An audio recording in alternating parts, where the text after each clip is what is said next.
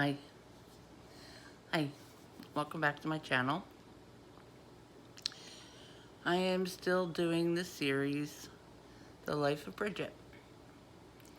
I'm trying to smash 30 years into not too many episodes. Um, in the last episode, I said we would start around when we moved to New Jersey. Okay, so Bridget was moving on to junior high school. And there's only one junior high school in our area, in Philly. And it had a very bad reputation to begin with. So I went to tour it, and the classroom she was going to be in was way in the back of the building, away from all the other students. And in classrooms, they don't have to have they have to have no more than a 3-year difference in age for appropriateness of who you're in class with. So there was a boy there who was around her age. He was a little bit older, but he literally was like 6'5". And Bridget is 5'4", 5'3". And he would not sit down in his seat. He was just going everywhere and interfering with everyone, and that kind of turned me off a little bit. And then the children, well, mostly teenagers, 6th, 7th, and 8th grade here. No, wait. In Philadelphia, it's 6th, 7th, 8th, and 9th is middle school. Junior high. And maybe it's 7th, 8th, and 9th. I'm not sure. I just know it goes up to 9th grade. So there were students being left out the door that was nearest her classroom. And so many of them banged on the windows as they went by in a mocking fashion. I'm not really crazy about sending my child to a school where, number one, it's allowed to mock the special needs classroom, and number two, that it happens. The entire program just didn't feel comfortable to me. So, although Katie was in the Catholic school I went to as a child, and had a lot of friends, was having a great time there, it was time to move. And it wasn't only because of Bridget. There were other things happening in our life, in our world, that we really needed to move. So, I went to a realtor, and I picked this area in Montgomery County in Pennsylvania. And I had a specific list of things on my list for what I had to have. The driveway had to be flat. There could not be a lot of steps to get into the house. I wanted central air. Katie, of course, wanted a pool. I really didn't. And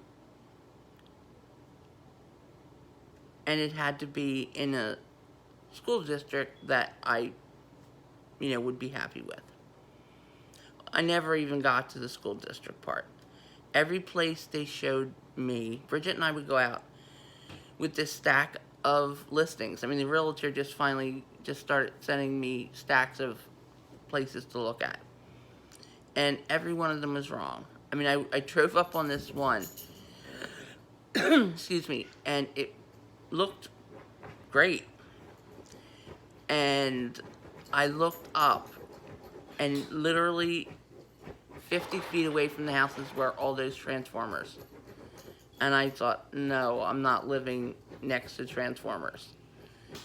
Another place, and Katie was with us this time. Another place, you had to drive down this like long secluded driveway, and as we're driving, a hawk comes down and picks up a rat and flies away. And Katie and I looked at each other like, no. But that's the dog rubbing around the couch. She's making noise. So, I had to have surgery. And, I had nurses in to watch Bridget after, when she would come home from school. And I would, stay up in bed, for the day. And my cousin lives here in the same town as I do. And she said, I know you're recovering. Do you feel well enough? She knew I was looking for a home. And she said, do you feel well enough to come over and I'll show you some houses? And I swore I would never move to New Jersey, ever. So I said, okay. And I did tell her, I need a flat driveway. I need not many steps and all the requirements that I had listed before. And she said, okay, I'll show you some places. So, like, the first two places she showed me had 100 steps just to get to the front door. And I was like, no, I wouldn't even look at them. Then she drove up on this house that we're in now. It had 4 or 5 steps up to the porch. And it has a wraparound porch. It's Victorian. I went out of my mind. A flat, long driveway. No slants, no places for Bridget to slip. The driveway went back to the backyard so that even if Bridget were going out the back door, she's not going to run down the driveway. It just was perfect. Now, it was perfect to a point. The downstairs bathroom was just a powder room. The kitchen was a large eating kitchen, and the room next to it would be the dining room, and then the room down the hallway would be the living room. That would seclude Bridget from me while I was cooking and whatnot. That made me uncomfortable. In Philadelphia, when I was cooking, I could see the living room. So we had to change the dining room into the living room, and the dining room was then the further room. But I still couldn't see her while she was watching TV. So we decided to get an addition put on. We had it designed by a special, an architect who dealt with handicap accessible things. So they measured the steps on the side of the house that in case she would ever need a wheelchair, there's plenty of room for the incline to be proper. They took off the back of the house and rebuilt it into what it is today. It's a great room. So it's our living room, family room, a eat-in breakfast nook, and kitchen all in one room. And then past that is a bathroom with a walk-in shower that you don't have to step over. The tile is tilted, is made so that she can just walk in, and it has a seat built into the with tile into the wall, so that she can sit down in the shower without using a shower chair. The laundry is directly across the hallway from that, where the laundry was originally in the basement. So that makes it 100,000 times easier for me to do her laundry, and I do a lot of laundry a week. And then down there, progressing down to the dining room in the front parlor. So we get here, and I had to go to the school district that we go to here, our local school district, to find out where she would go. Katie, we got her into the dog is scratching for water. Daisy, wait. And the Catholic school would take her with no problem. And she was, by the time we moved, she was going to be going into the middle of 7th grade. Bridget would be moving in to the beginning of 6th grade, or the middle of 6th grade, or somewhere around there, because she hadn't gone to the middle school yet, or to the junior high yet. So Daisy, wait a minute. So I went to tour the school that was available. There was 2 schools. Burlington County Special Services, and then there was a trade school across the street. There was no room at the Burlington County Special Services. There was one at the it was a trade school, but it was a training school across the street. So we went to tour the trade,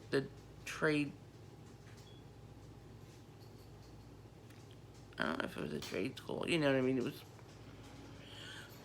to teach different skills, whatever. And we went into the room where she would be. One child was laying on a mattress, on a padding. The other, it was all girls for some reason. And everyone was just sitting by themselves. And they went through the program and said, they do beauty shop once a week. They do recycling in that room. They did other task type things. So the teacher showed me how the recycling worked. Daisy, just wait a second. And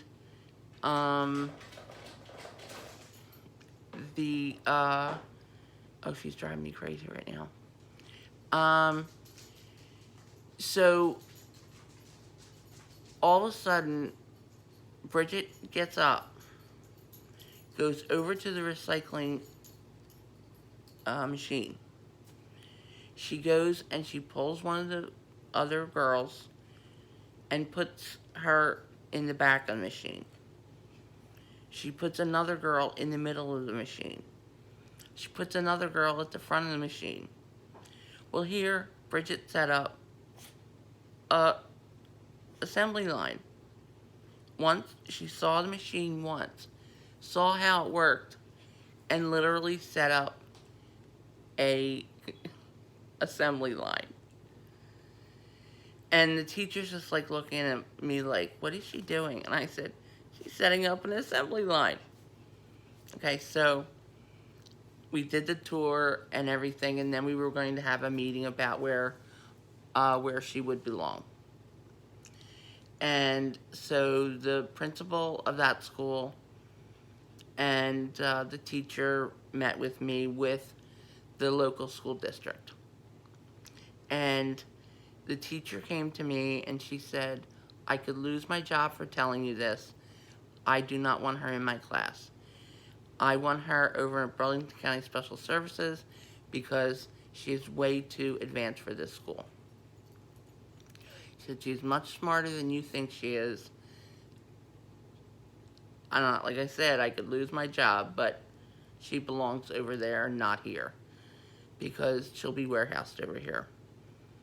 I mean, she fought with the principal because they wanted more students, and actually they have since closed, like a few years after Bridget got into Burlington County Special Services. They fit her in, and she thrived. They addressed all of her feeding issues. They addressed all of her mobility issues.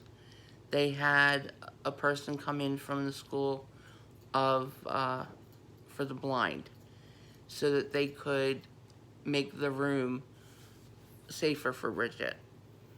Putting like the stairs around where she was, putting the yellow lines on them, setting up the room so that Bridget wouldn't have any trip places. It had so much equipment in it, and Bridget actually, her job for the first couple years was pushing the recycling and trash trolleys down the hallway and emptying the trash cans in the hall. People would put them outside their rooms, and gathering boxes and whatnot and putting them into the recycle box bus thing. So she always wanted something to do, and she was always the runner to the office. She was always the runner to go get the lunches with one of the adults.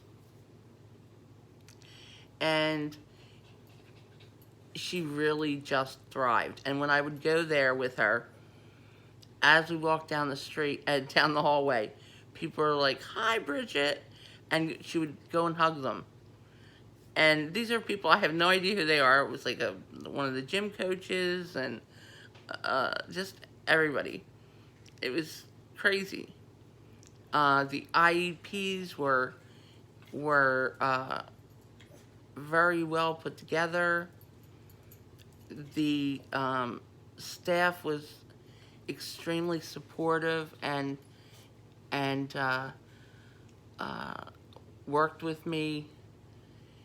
When I went and said I would like, if she was going to go on a regular bus, because originally they were going to put her on a regular bus with regular children. And I said, I will not let her alone on a bus with regular children. Because they could go through her bag, they could, whatever. And you have to send in, say there's a picture money or whatever. You just can't, And they said, oh no, she'll have an aide, her own personal aide on the bus. But it turned out that she went in a bus from the school, from the special services school.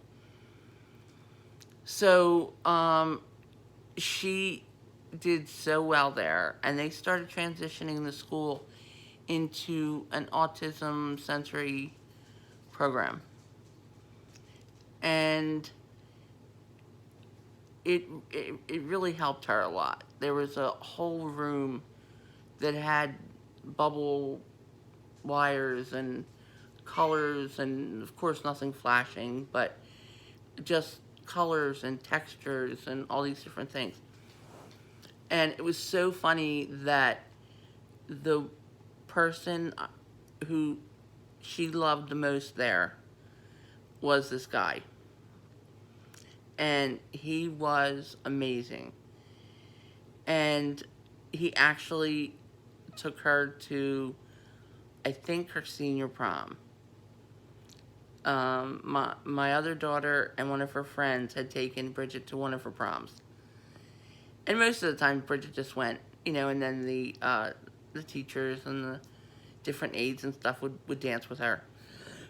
But he actually got the picture of the two of them at the prom. It was so sweet. And I trusted him. I totally trusted him. And it was funny because there were some times when Bridget was having some hard times, which I'll get into in the next video. And we would come out of school and she would just be ripping my clothes. I mean, she'd pull it down and all you could see was my bra, all these different things. And this aide would always say, Bridget, stop ripping your mom's clothes off in the parking lot. And it was just, you can't stop it when it happens. You just have to kind of roll with it. So this was a school that really helped her grow and learn, helped her eating immensely.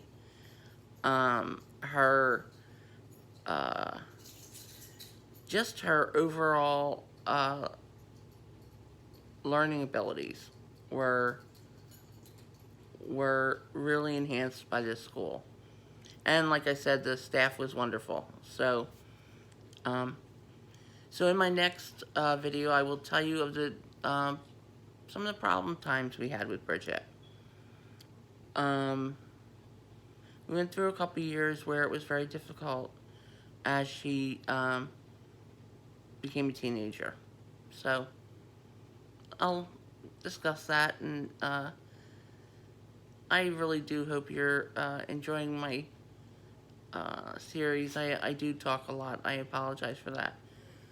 But I would hope that you would subscribe and like this video. Again, I still only have the one subscriber. So, but, like I said, I hope you're enjoying it. And you take care and be well.